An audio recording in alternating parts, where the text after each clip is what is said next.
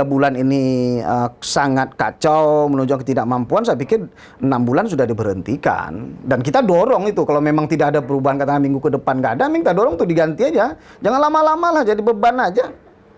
Jadi habis uang pajak rakyat sebagainya untuk membiayai orang yang tidak minim kecakapan begini, kelola Banda Aceh, nggak usah lah. Kita kepada DPR untuk menyurat ke Mendagri, ganti aja PJ wali kota ini. Jadi, malah saya sempat ada yang menyatakan, Pak, untuk wali kota itu ketemu sama adiknya saja, dalam tanda petik. Yuh, gawat kalau begitu saya pikir.